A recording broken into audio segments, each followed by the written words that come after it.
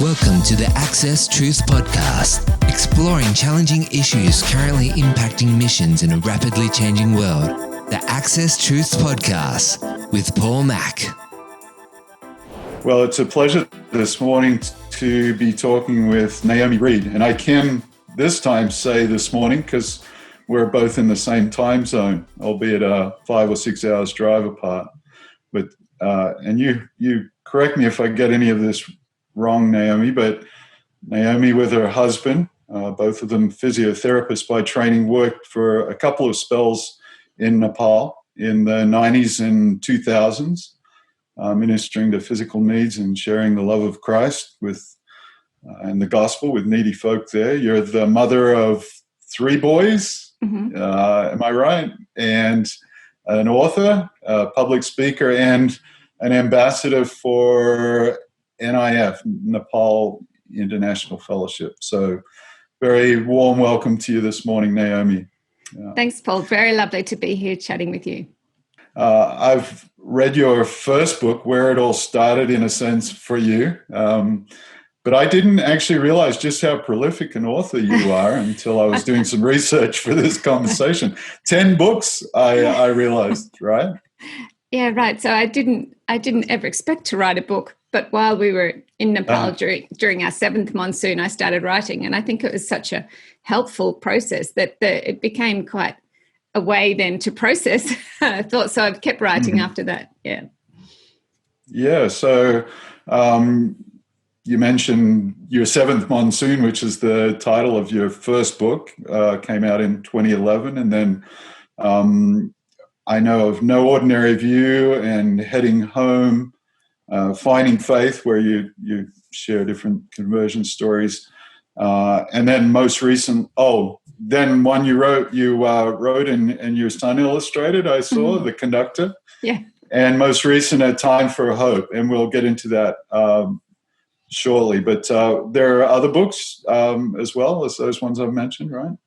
Yeah. So I then also wrote, while we were living and serving in Nepal, I was aware that there's a lot of people working cross and who sense perhaps a pressure to be a certain way, to be this ideal cross-cultural worker type, and they compare themselves to each other, or they can't reach their own expectations or what they feel might be the expectations. So I actually wrote a book called Over My Shoulder, kind of thinking about how we're actually all very different. God has made us different on purpose to be the body of Christ. And when we serve cross-culturally, that is equally true, that we're different on purpose. And so I actually used the personality typing system, and I interviewed about 50 people from 16 different personality types using Myers-Briggs.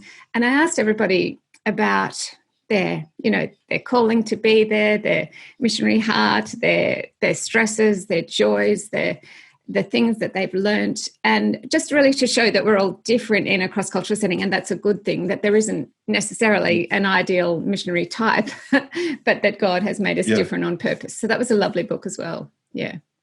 Yeah. Actually, I mentioned that my daughter, whose opinion I value highly, I mentioned before we started the interview that she'd heard you share, and that was the topic she mentioned that she found really helpful. The idea of there's no need to contrast ourselves with anyone else or with some ideal, and we can be who God made us be and work from that. So that was certainly helpful to her. Oh, that's good to hear. Yeah. And before we go on, people can find all of those books. Certainly I found a number on Amazon, but also on your own website, right? Yeah, so and they're on Naomi Reed. NaomiReed.info. Okay. Yeah. Okay, great. All right, real good. Well, I can recommend those to anyone. There's a lot of really good stuff that you get into, but I wanted to go back to, I think it was 91. Do I have that right? Around that time, early 90s anyway, that you and your husband were both newly trained and begun working in your field of expertise in physiotherapy. So what convinces you at that point that God has something for you other than the normal path of a professional couple living and working in Sydney, Australia? Just recount some of that for us briefly, if you would, Naomi. Yeah, that's right. So we were married in 90 and we'd graduated as physios. We had good jobs at Westmead Hospital. We're very happy. We had a lovely, supportive, growing church and, just very content. And then went away on a holiday, actually camping. And we're reading some of Helen Roosevelt's books, Living Holiness, those kind of books about her time in the Congo. And just absolutely challenged with the need around the world and what God was doing around the world in a way that we hadn't hardly considered. I think our church back then was full of young people, but we hadn't actually had a lot of input from cross-cultural mission workers at all. And so our view had been quite, this sort of Sydney surrounds. We hadn't really had our eyes open to the needs of the world for the gospel or in any form. And Helen Roosevelt was a medical missionary and she just related some incredible stories, what she'd been through, but what God had done in that place. But the main thing that came out was just for us, the question, what does it mean to be available to God, to go anywhere he asks us, to go where the needs are greater, where the workers are fewer, and also to consider that everything we have is a gift from God. Everything we have, our training, our skills, our backgrounds, our resources, our time, our days. God numbers our days. We're here on this earth for a time. So what does it mean to actually to serve him in any place he might call us, to love his people? We have been so loved by God and forgiven. And that if that is actually life-changing, then what does it mean in terms of our availability to God? And so Darren and I, we were only in our early 20s, but I remember having this very rich time of prayer and actually submitting to God and saying, God, or trying to say, I think we sometimes kid ourselves, Lord, we'll go anywhere and do anything. We want to say that, but then what is actually going on in our hearts? But we long to pray that prayer honestly to God.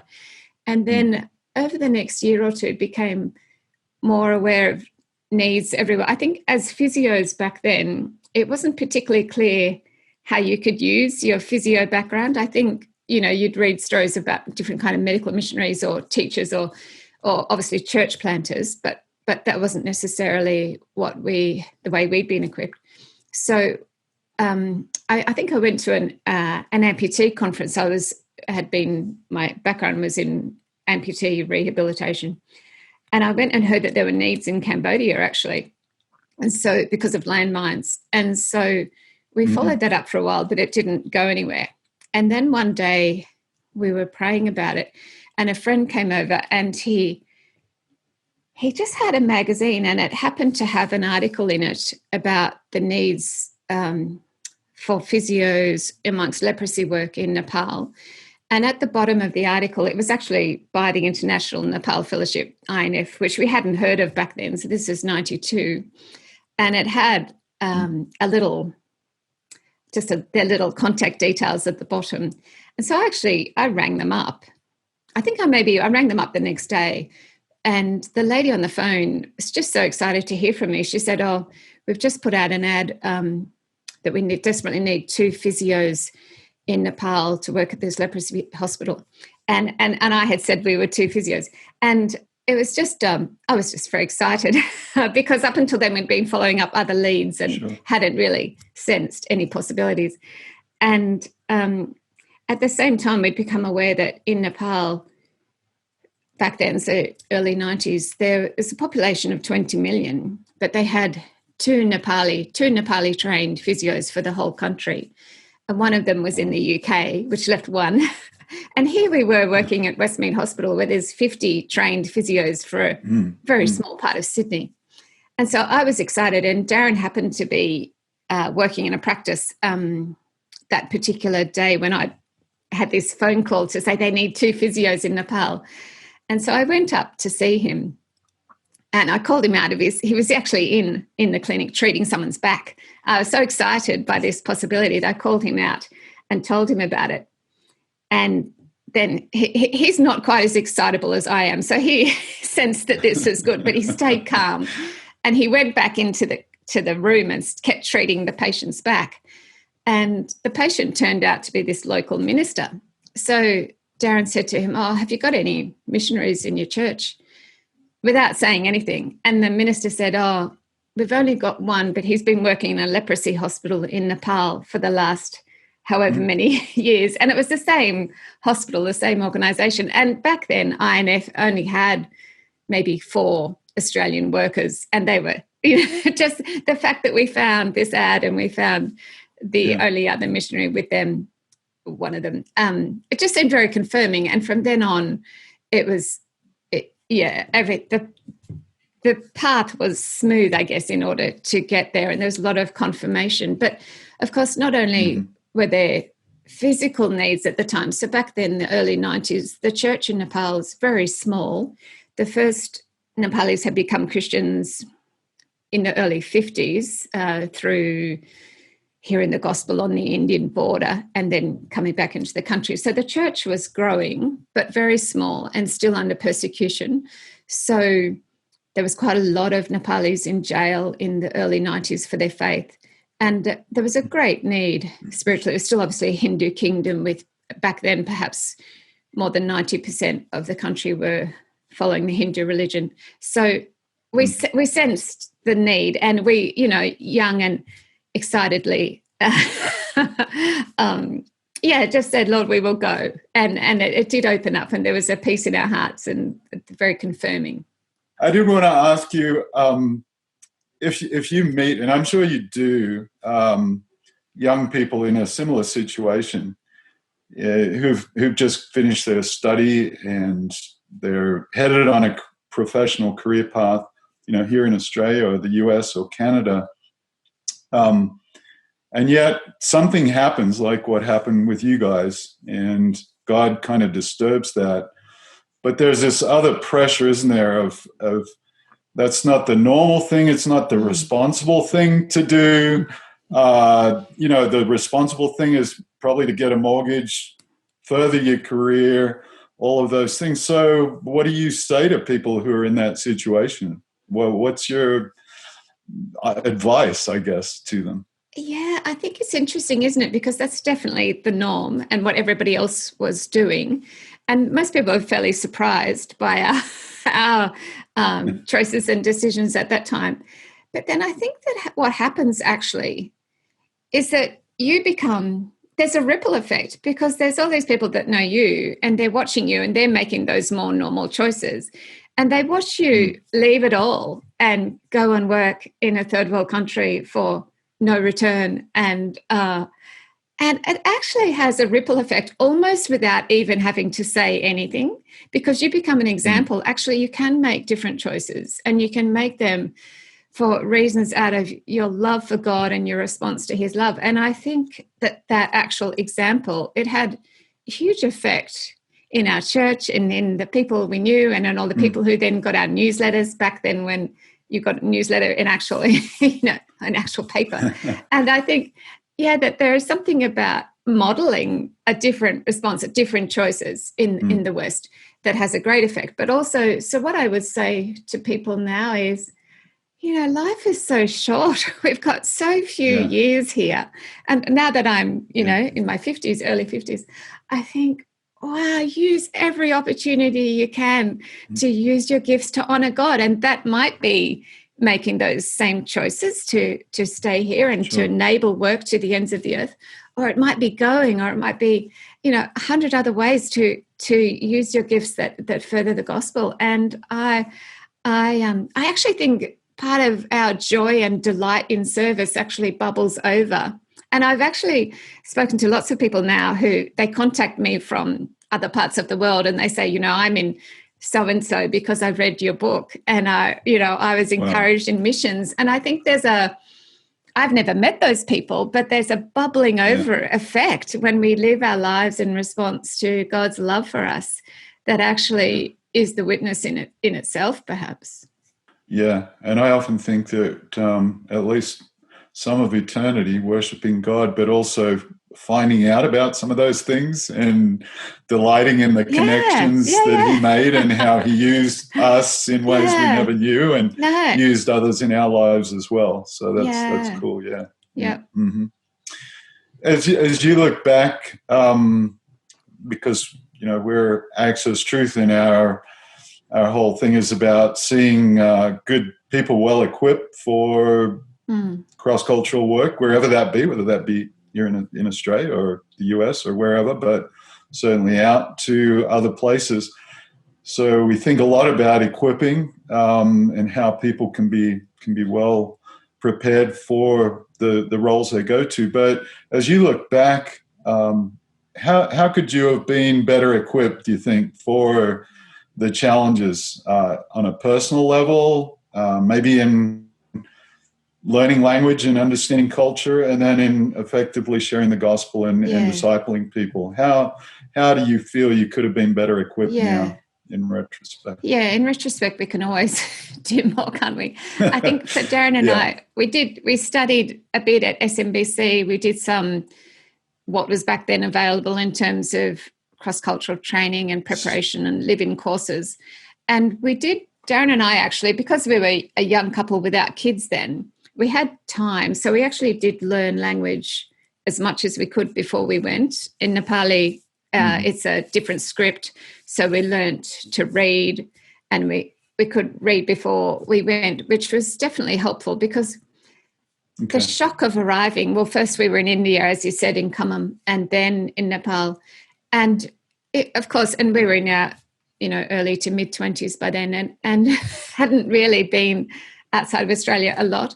So adjusting to everything, to people, language, dress, environment, food, customs, and doing it in a place where you lost most of your support systems and network in terms of your friends or church support.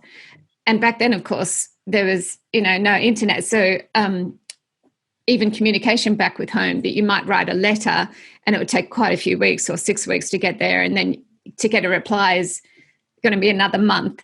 And so, and even we never had a phone in our home. You could kind of, if you traveled an hour across town, you might find a phone and be able to make a connection. But so back then, you really were kind of flung into this, amazing new place and people group without the support that you were used to. So I would say incredible humbling time, actually. We're just facing the fact that we as humans were weak and unable, and we might have lovely ideas of how we want to be and how we want to impact and spread the gospel, but it's a humbling thing. And we remember over and over again that this is God's work. He is good. He is at work in the world. But we are these tiny, small humans with very small abilities, and it almost become even more childlike, I think, because we can't initially communicate well or understand well. And so that's a good thing, in fact, this humbling. And it's a lifelong process where God shows us that He is God, that He is not, that we are not, that He has a plan to save the world in Christ. And we become this tiny part that He, somehow allows us to be part of His grand story. But the humbler we are, the more he wants to grow faith in us. He wants to grow our reliance on Him. And in fact, He takes us through the hardest of times often to grow, to do that, to do what He wants to do in our hearts. And so looking back, if I were to talk to my younger self, I'd say just be prepared that God is going to do a very big humbling work in you, and it's not going to stop. It's just going to keep going, but that's a good thing. And you will cry out to Him and lean on Him, and He will answer you. He will always be there. He will strengthen you, but it's about Him. It's not about you. So that's the first thing I would say. We'll be right back in just a moment. But first, here's a resource from Access Truth. I remember the early days when I first started at church. We did very little as far as reaching the rest of the world. The missionary is a person who is supported by sending a check. We look around the world and minimally we see thousands of what we would describe as unreached language or unreached people groups yet remaining. So what is the challenge of global evangelism today and global missions? The Great Commission was not given to individuals, it wasn't given to nonprofits, it was given to the church. When we undertake something that we think is very important, we're going to take time to plan, to strategize, we're going to count the cost. Going into areas that have never heard the gospel before with language learning and culture learning and being able to interact with cultures that have just been completely away from God for centuries. Because discipleship isn't just making a disciple, it's making a disciple that can make another disciple. We also need to understand that there is a pattern that we see in Scripture that actually God has laid out for us to explain us how this should happen, that we actually need to understand how God describes this pattern to us and follow what God has actually given to us as a model. Not just coming up with some great ideas on our own, but actually realizing there's a master plan that's been laid out for us. Jesus told his disciples to go and make disciples of all nations. But how would a group so small complete a task so great? The book of Acts recalls the story of how God was at work through the early church to begin this mission. But the story hasn't finished yet. Join us as we go on a journey through the book of Acts. We'll be hearing from experienced field workers, pastors, practitioners, and follow a team through Southeast Asia to reflect on the lessons that we can learn to see what part we can play as the message of Jesus continues going global.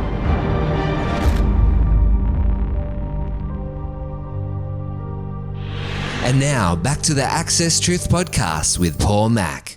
Yeah, that process of being in this new situation where you don't speak the language, you don't know what's going on, people are laughing, like, what's going on? It really is humbling, but it's a really valuable thing, and you see the reflection of the incarnation, right? Like Christ coming as a baby and being willing to do that, and that's what you have to go through. It's this long story, and that even when so our first term was 3 years, and then we came back to Australia. We'd had our first son born in Nepal, and we tried to have more children and struggled with miscarriages, and so it wasn't what we planned. We were meant to go straight back and do another term, but we ended up staying more years in Australia. Then we did another term, a 3-year term, with by then our 3 sons, and I ended up homeschooling. So it just wasn't what we planned. But now it's now been sort of 27 years, and we've been back every year almost in all those years, and have this really long. Well, it feels to me long term. It's longer compared to our first sort of few months and years there. And I think just keep that long perspective in mind, that God, you might make friendships and relationships and share the gospel.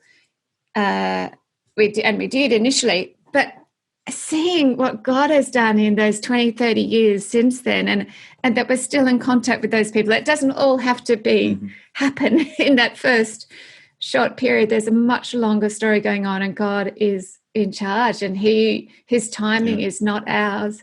And it's a work of his Spirit always. So that's just another thought. No, that's good. We've experienced something even ourselves with our friends back in PNG that we lived amongst and became our very good friends, and we've reconnected even more recently because they have cell phones, and just seeing the things that God began there continuing on and blossoming and thriving. Hey, without us there, surprise, surprise. I know, it's even more cool, so. I know, and that he brings other people in and out, and you're part of this grand, big body of believers who he will work and use.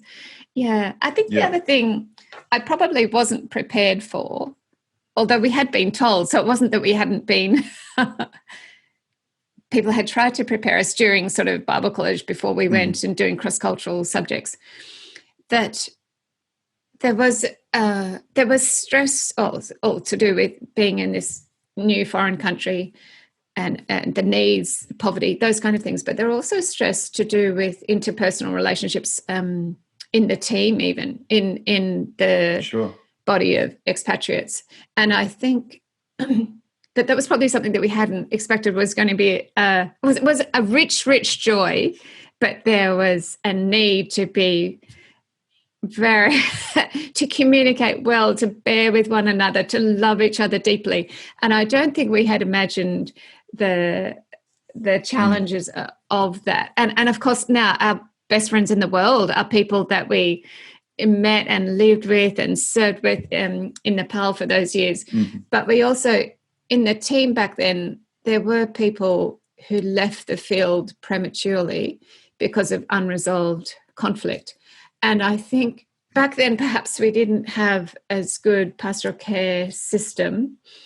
Perhaps the people who were meant to be in that role were out of country. There were things going on, but I think we didn't realize, you see, when you get a lot of cross-cultural workers tend to be highly motivated, Bible-believing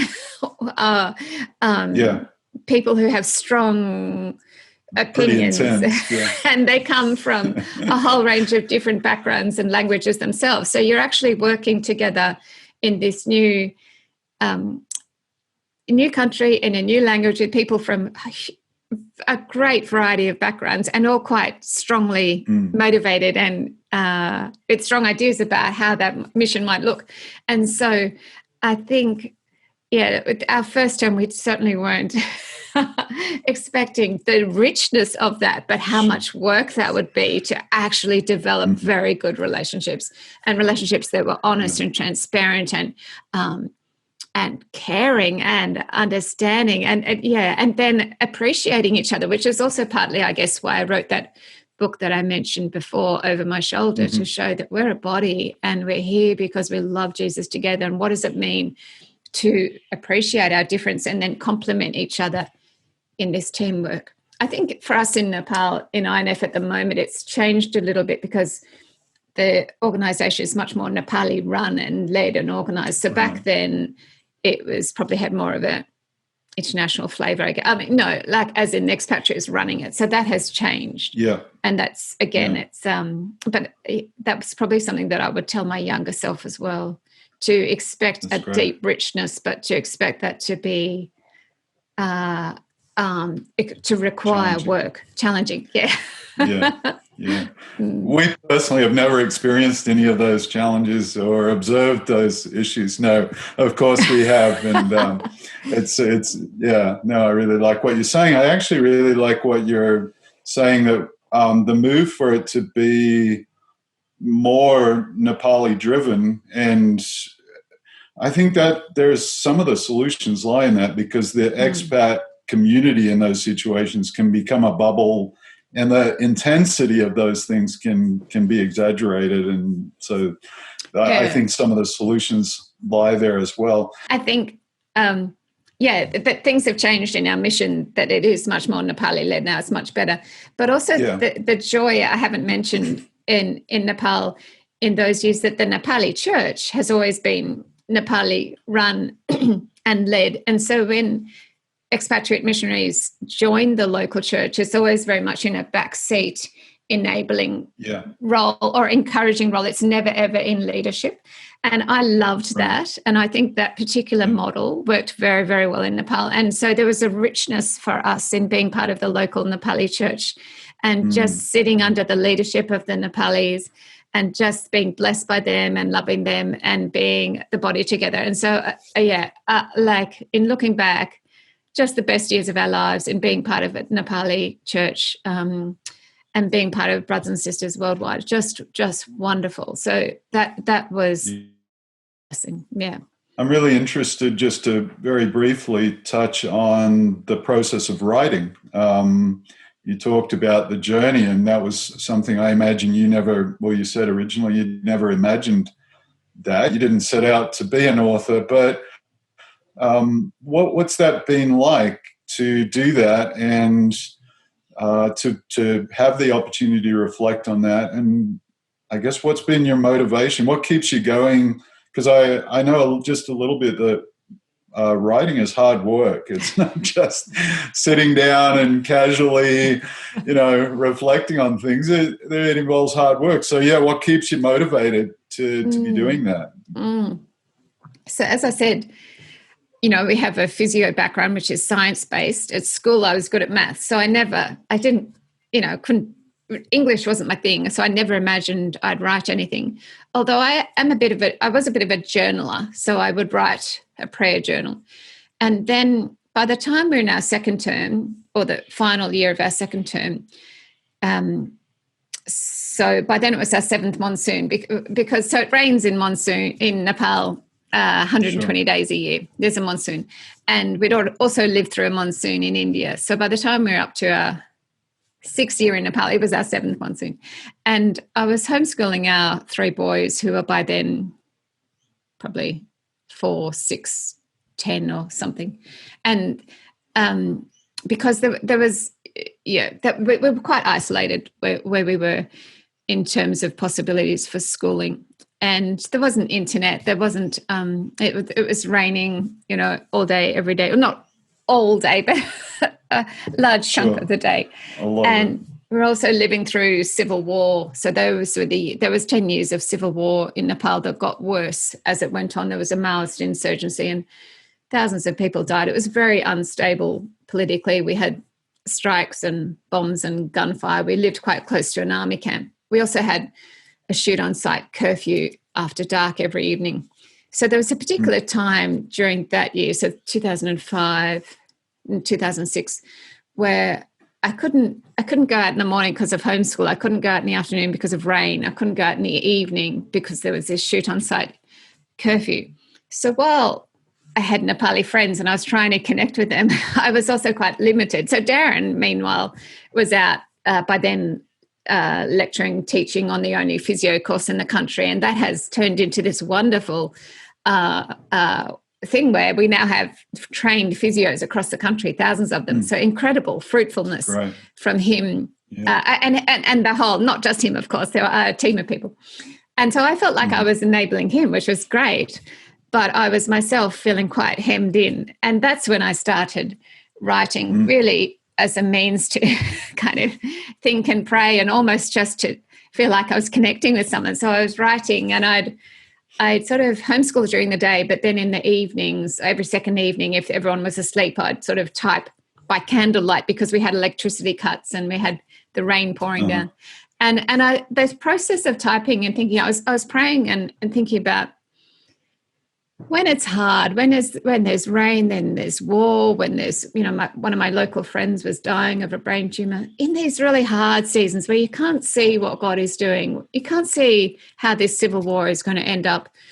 And when we have all those questions, we want to come to God and actually reflect on what does he do in those hard seasons of life when we can't see him at work. Because for many of us, we go through times like that. So I was praying and reflecting and looking back on other seasons of my life, and that was actually very cathartic. So the words just came out in a surprising way, that first book.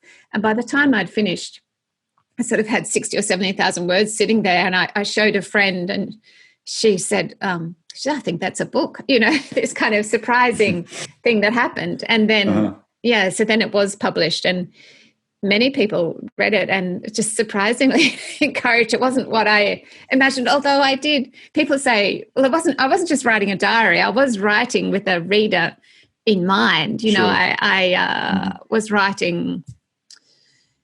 It was just an amazing process, really. And I think afterwards I found it so helpful in terms of clarifying and helpful with me and God in terms of my prayer life, that I kept writing, because people then wanted to know, well, what happened? Because I finished it where we're all sitting in this, Himalayan ridge in the monsoon, and my friend's dying, and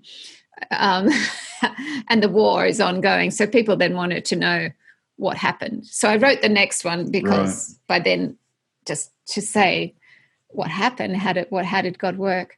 And then I kept writing, I think because I started to see the power of stories.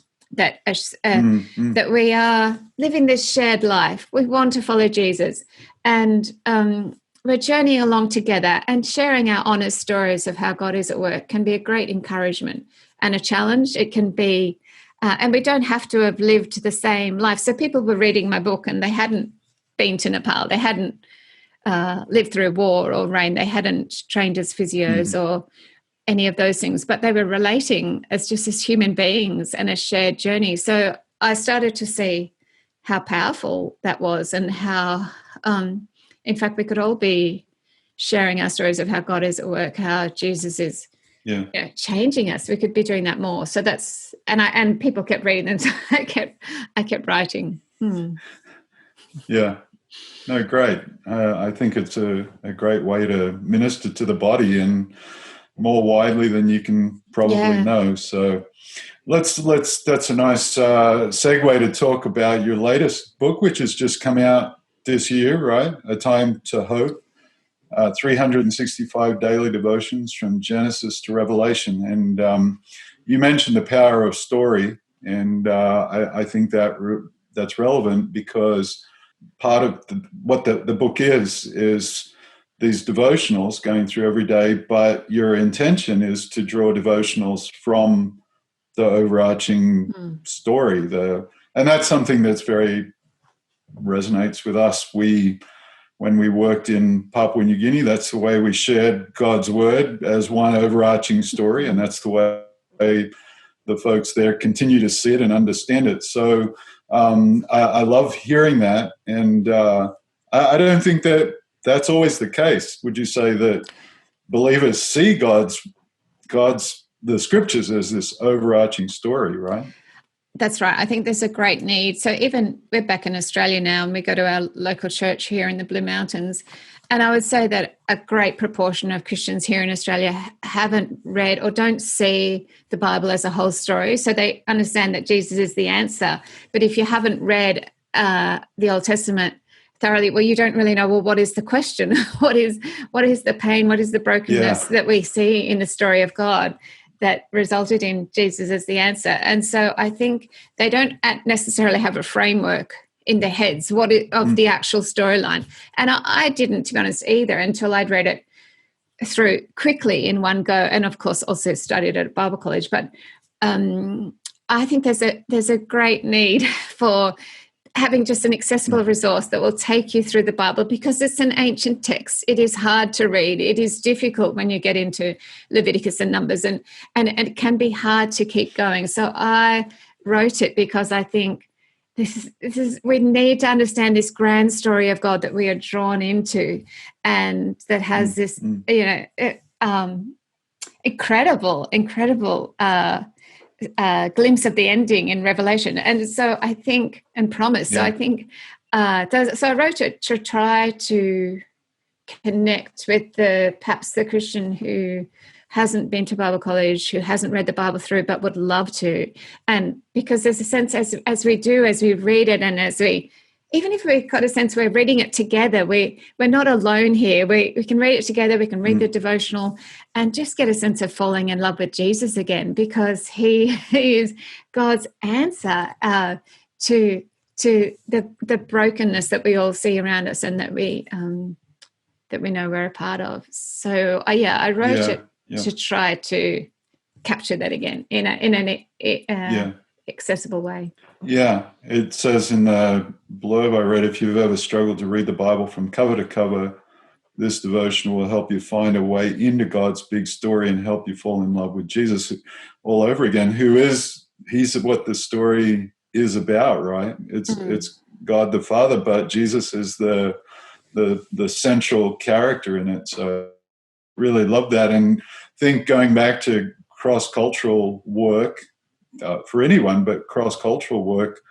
and being part of that story and seeing yourself. I always remember that was a huge part of our daily motivation, that we're insignificant in some ways, and yet we're in this grand story that's unfolding. So that's a lot of motivation. Incredible that God invites us to participate in his mission, and we are tiny parts of it, and yet invited in. Incredible. And it's in reading the whole Bible together that we get that greater sense. I think for me, the funny thing was actually in writing that book, so that was all of last year, I wrote that devotional book, and it was just in some ways incredible opportunity, but exhausting because so every day last year I read the Bible like 8 hours a day. I'd get up at 7, I'd have my breakfast, I'd go straight to the computer and I'd read my Bible and I'd read, huge chunks but not only read it, so read it all day, read commentaries obviously as well,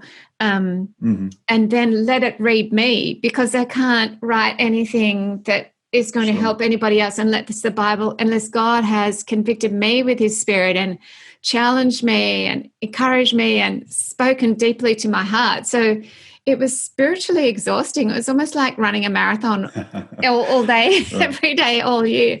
I got to the end of it, to Revelation, and I just cried with the incredible privilege of spending a year every day, all day, 8 hours a day, reading the Bible. But it changed me. I noticed during the year that being immersed in his grand story and reading it at a pace that's quick enough to see all the links. So when you get, whatever you're in Deuteronomy or Isaiah or the Gospels, you're in the Gospels, but you've read Isaiah recently. So you can hear and remember the links that maybe if you're reading things intermittently, you don't always remember those words back in or wherever it was, one of the prophets. So, reading it quickly enough and reading it in a way that reminded me of God's overarching story, it changed my responses. So whenever challenges would come up in my day-to-day, which they always do in the family and everything, it changed the lens through which I saw them. I was so much more able to see God as sovereign and holy and bringing about his plan. So it changed my reactions, my thinking, my behavior, being immersed like that. And that's what we want. We just struggle here on earth. We so easily turn into our own self-defensive or self-absorbed kind of, it's all about me. But no, you're not the center. God's bringing about his plan. So yes, it was fantastic for me personally. Fantastic. Yeah. Well, Naomi, we could talk at length. I would have loved to have heard more about your role as an ambassador for INF, for International Nepal Fellowship, but we're probably out of time. But yeah, it's been a real privilege and a real pleasure to talk to you, and can highly recommend the things that you're communicating, and we appreciate very much the opportunity to get to know you here a little bit today. Oh, thank you. It's been a pleasure. Really nice to chat. I could keep chatting, but yes, we've run out of time, but it's been lovely. Thank you.